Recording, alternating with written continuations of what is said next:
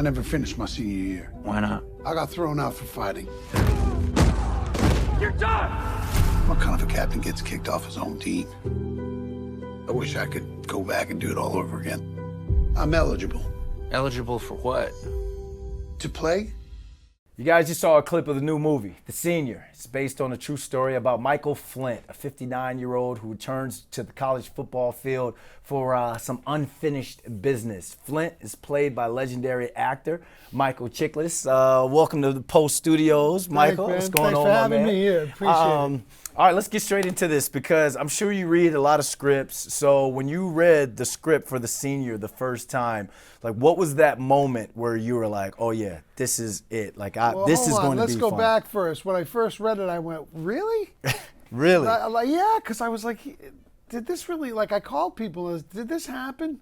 Because he was 59. Yeah. And I was 59 when I read this script.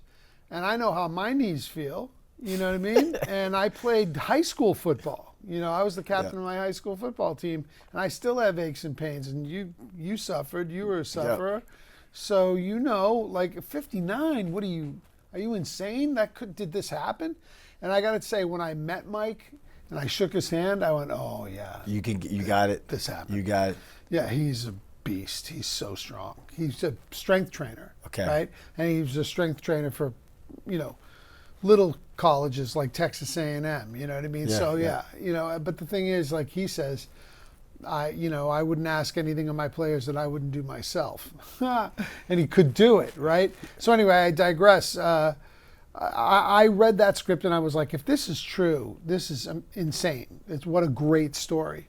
And not only is it a football story, it's a redemption tale. Yeah. And that's what made it special for me, that really what he did it for. When he was a senior in college, he was thrown off of his team for fighting. One of the freshmen were out of the dorms, you know, after hours, and he told them to get in. Guy said no. They threw down. He broke his nose. Next day, he was thrown out, not only off the team, but out of college. Wow. And he left brokenhearted, tail between his legs, never looked back. 37 years later, he gets invited to a reunion. Yep. And he thought, you know, this has got to be a mistake. You know, I didn't graduate. And his wife was like, no, they were looking for you. These guys want to see you, and I want you to go. Get this thing off your back. Wow. And he went there to apologize. None of this was planned. He went down to say, you guys, I'm so sorry I messed up your senior year, you know, because they were supposed to go undefeated. And they ended up being a 500 team. Okay.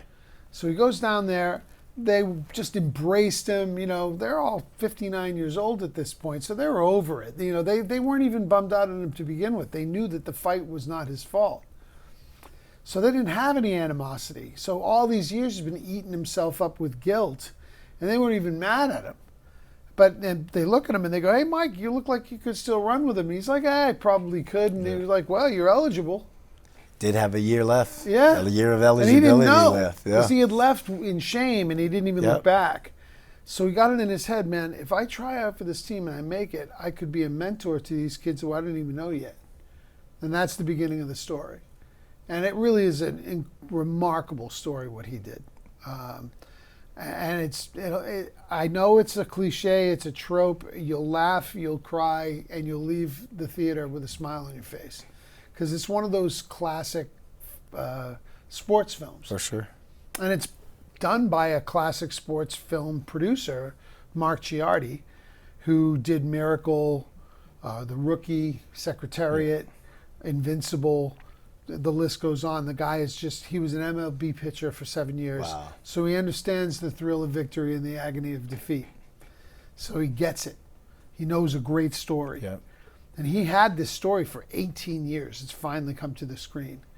You know, because it's a fight, you know, especially over the last decade. If you weren't a Marvel movie or, you know, and he could have made it for streaming years ago, but he's like, no, this is a feature film. I want this film in the theaters.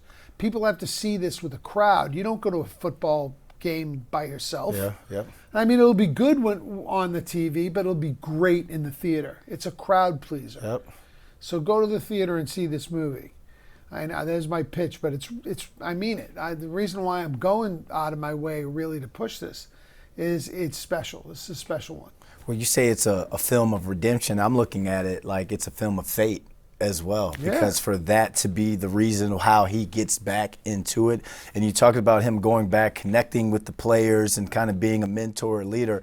My father is a college football coach, and he always talks about each one, reach one, teach one. So it's like it is redemption because you can use that. Yeah, I don't think he copyrighted that. Yeah, I don't think he copyrighted that. So you can have that. But I mean, we just I look back at my senior year at UMass. We lost in the FCS National Championship.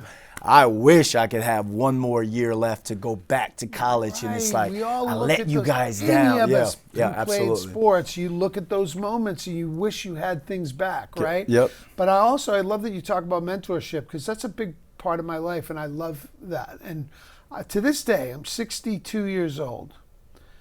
I think of Coach Collins, Coach Vickers, Coach Bordelais, and Mr. King, the lessons they taught me. I played high school football. I didn't even get into college or pro. But still, the things those men taught me stay with me to this day. Yep. So it's all of those things. It's all of that stuff that we love about sports and what we take away from it, what we carry in our hearts for the rest of our lives. But it is something about the things when you messed up, how you face palm, and you're like, you still think about things like 30 years ago. To this day. It's crazy. I left UMass. I had 4 touchdowns in a game, but I don't even think about that. I just think about the drop I had in the national championship, and I got blown up. There, and I had right it. There. So you said you're 59 at the time when this script fell into your lap. Now we have to talk about getting ready for physically playing football and looking like getting yourself in football for shape and in the mindset. So how did you prepare for this role? As fast as I could. Look, I was coming off the set of Winning Time, so I was playing Red Auerbach, heavy drinking, cigar smoking, in his 70s, not in shape. I was roly-poly, a little rotund at that time, so I was like, oh my God, I got 6 weeks. So I had to go hard, 3 hours, 4 hours, a day, eating perfect, getting in the pool. For my joints, like I got in the deep end a lot and just ran. Treading water, not touching just running in space. Because that spared my joints. But it was, listen, get in the pool for 45 minutes and run.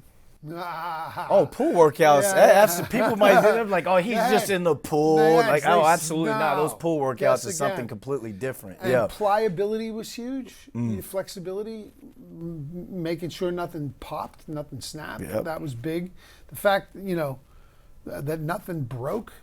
Let me tell you, and you know this, there's a very big difference between being physically fit and being field ready too. Absolutely. The hits. Absolutely. Man, when Willie Bell hit me the first time, and I loved being hit. I loved hitting when I was young. I loved the contact, but at 59, man, your bones are made of peanut brittle, Thank you. So that's what I tell the keyboard warriors out there who are like, the game has gotten softer. You go out there and get hit, and you tell me how soft it is. It's not softer. By the way, if anything, it's harder because the athletes are bigger, stronger. They have sports medicine. Their training is optimal. I will say I had a bunch of trainers around me. Josh and those guys were incredible. And I wouldn't step onto the field until I was soaking wet with sweat, really, really beyond warm. And I was sprinting with these boys, and I'm very proud of the movie because I did probably 90%. There were a handful of shots I didn't do because it didn't make any sense for me to get my clock clean, blindsided. And it's from behind, you're seeing a helmet and pads, the poor kid, Jordan, who did take the beating, he played for Alabama. So he was a real baller, right? Nice. So, and Willie Bell, Jacksonville, unbelievable players. He smashed him so hard. I thought, thank God I did not do that. I would have been killed, that. And he just jumped up, popped right up. It's nice to be 24, man. Old to be young again, right? Oh yeah, absolutely. So when we talk about like some of the roles that you've played before, Fantastic Four, The Shield, you've been like tough guy, you've been badass. Like how much different is it coming back and playing a football player to playing a superhero or a detective? Well, this is a real story, so it's much more authentic and grounded and down to earth. You know, some of those other roles that you mentioned, certainly the Fantastic Four is very heightened. Mm-hmm. You know, it's superhero. It's not heroic. It's superhero. Mm-hmm. So, and plus I think of it, my career is almost backwards. You know, I played a police commissioner when I was 28. I started that gig. I played this hard-ass, badass guy in my late 30s, Vic Mackey. I played a superhero in my 40s, and I played a football player in my 50s. I'm going backwards. What am I doing? So it's fun. At least it's kept it mixing it up for me, which I love. But I always call myself the Jessica Rabbit of actors. Okay, why's that? I'm not mean. I'm just painted this way. You know how she said, I'm not bad. I'm just drawn this way. I love the voice. Like you really a method actor. You really got into it just now. I'm a mimic. Oh, man. Don't get me started. I can start with the imitations. So outside of getting hit by Willie Bill, was there any other parts of maybe the preparation or filming the movie where you were like, whoa, like I'm really playing college football right now? Yeah, when we were doing the linebacker drills, which weren't foreign to me because I played weak side linebacker. Okay, nice. But yeah, you're doing the linebacker drills and, doing the lattice work and running up and down the bleachers and running hills and all that stuff. The difference is, it's almost like 3 days because when you're shooting a movie, it's 12 hours a day. Boom. So it's not like a 2-hour practice and you go home. Yeah. You're there all day. Yeah, 5 days. Yeah. And it's 2 a also day. like a lot of it was night shoots. So that was another thing. Listen, I'm the blue plate special guy. I eat at 5:30. That's dinner for me. And I'm like 10 o'clock, I'm unconscious, right? Yeah. So to go to work at nightfall and play football until daybreak for 3 weeks. That's wild. I'm like looking at the schedule and just calling my wife and going, if I make it home, or if I don't make it home, tell the kids I love them. That must have been rough, Insane. man. Because I'm the same way. I got a 2-year-old, so I'll put him down like 8:30. But then last night I was at the New York Liberty game. It's tip off, and I'm off to the side dozing off. Yeah. Not because it wasn't a good game or anything, but because of your energy. I'm up there now. You're Yeah. up there. I'm gonna punch you right now. 40 years old. 40. Are you 40? Former pro athlete 40 I though. know, So it's the knees and all I everything understand, your I bones understand. feeling, Yeah, I my do, bones yeah. are feeling too. I remember, not that it was being a pro football player, but like on the Shield, I did 7 years of kicking indoors and stunts. I did every stunt in that show. This is like, it's only until now that I even deign to let anybody do my stunts. But now I'm in my 60s. It's like, I want to live. You want to live good too. Yeah, exactly. I want to pain-free as well. Yeah, that's right. Pain-free is good. I know you mentioned the type of guy that Mr. Flynt was. Let's talk about him. Yeah, for sure. Like, are there any other parts of his personality or just his story that you had to make sure that you portrayed on camera for this movie? Well, you mentioned faith, and that's a very important part of his life. Mike was a deeply spiritual guy, a Christian, and that was a big part of his life and the turnaround in his life too, because he wasn't a man of faith when he was young. Okay. So that was a big part of his life. But also, and by the way, this isn't like a faith-based movie. It's just part of his life. For sure. So what I love about that part of it that is depicted in the film is it's not preaching and proselytizing and batting you over the head. It's just part of the truth of his story. And it's handled that way, and I love that. Because I love coming at things from a place of authenticity. And the other thing is he's a really soft-spoken man. He's that quiet, strong guy, but he can be quite gregarious around the boys. Okay. It's like when he's with his wife, he's quiet and soft-spoken and funny. When he's with the boys, he's outrageous. He's just much more gregarious.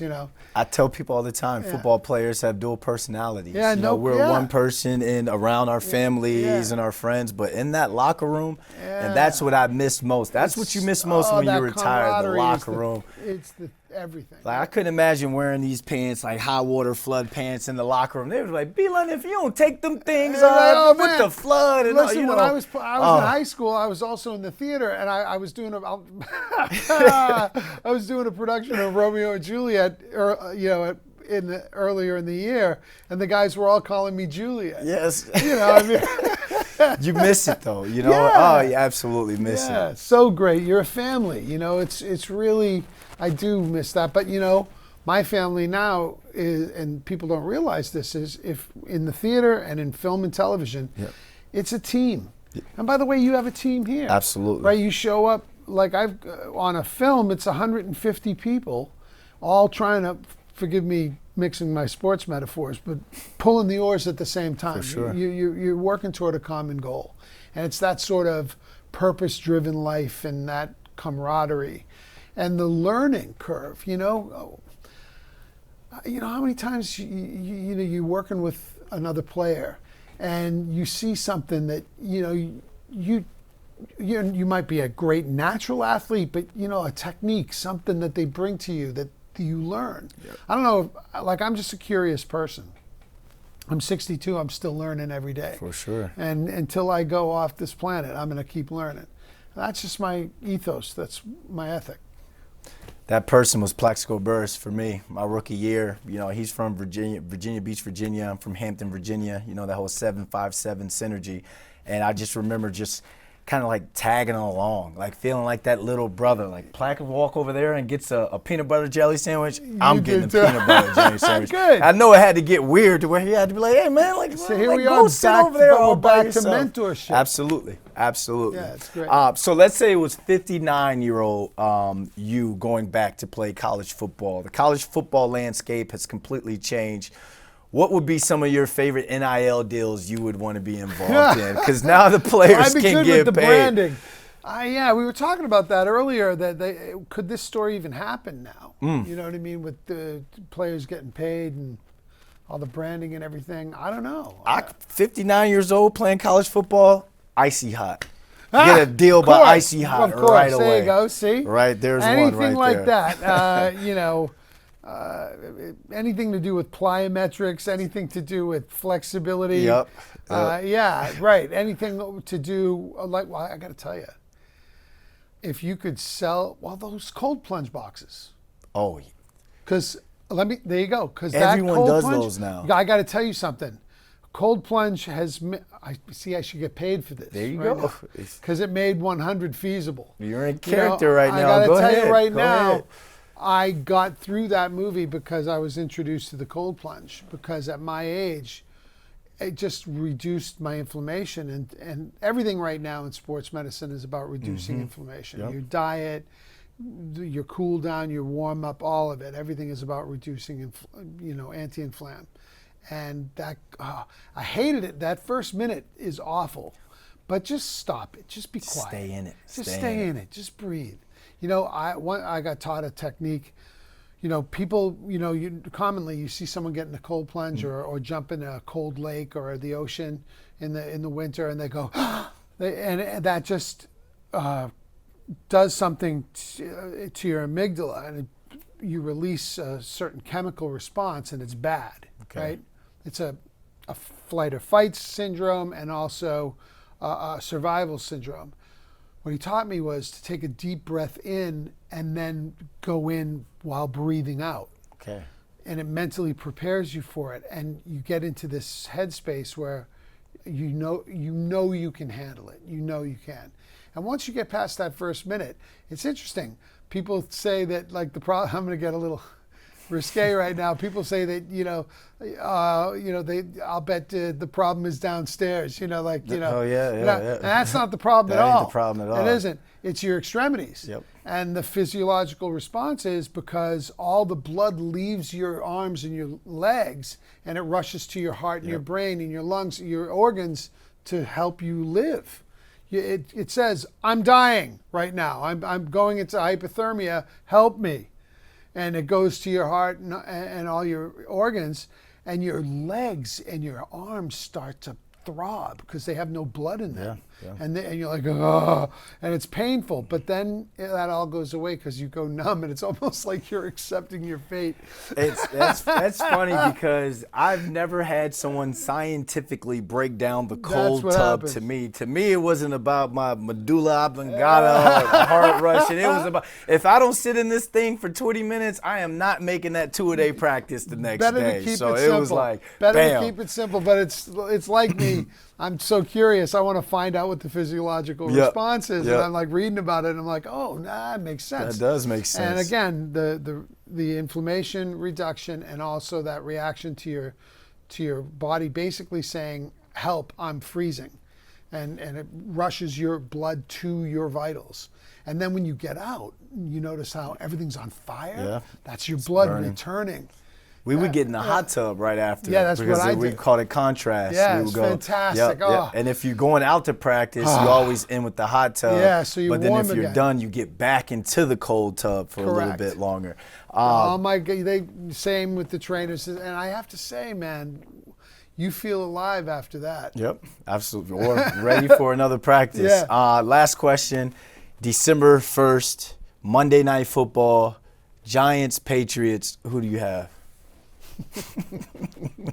Funny guy. He's hilarious. We should go into comedy. Who do you have? I want. It's in New England. It's in Foxborough. Yeah, come on, it's a no-brainer. The Pats are going to pound you guys. Okay, That's all there is right. to it. I just wanted to make sure. Go ahead, plug the movie for the people out there. There's your camera right there. September 19th at a theater near you. Go and see The Senior, the true story of Michael Flynt. It'll make you laugh, it'll make you cry, and you'll go home with a smile on your face. How's that? Mike, thanks for coming in Cheers. to Post Studios. Pleasure. Thank you. Pleasure.